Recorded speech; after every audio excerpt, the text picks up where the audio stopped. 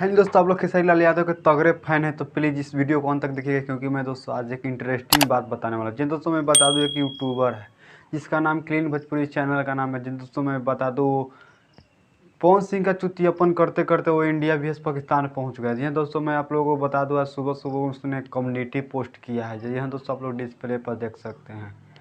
लिखा है कि मंसूरी का मुंह सुबह सुबह देख लेते इसीलिए इंडिया मैच हार गया। जी हाँ दोस्तों, मैं बता दूँ, मंसूरी किसको बोल रहा है? खेसारी लाल यादव को बोल रहा है। मगहिया जमान ने नाम रखा है मंसूरी। मंसूरी वालों को थोड़ा इस वीडियो को उसके पास पहुंचाइए, ताकि उसको भी औकात को मालूम चले कि खेसारी लाल यादव के बोलने के मंसूरी के क्या अधिकार होता है, नहीं होता। भोसरी वाला वो एगो तो टेलाया है मगहिया जवान, वो भी लगता है टेलाएगा कादोनी।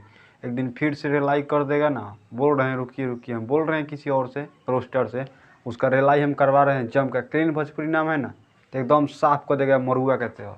दोस्तों, आप लोग खेसारी लाल यादव के तगड़े फैन हैं तो प्लीज़ इस वीडियो को लाइक कर दीजिएगा। चैनल पर नए हैं तो सब्सक्राइब कर दीजिएगा। मिलते हैं नेक्स्ट वीडियो का, तब तक ले बाय बाय।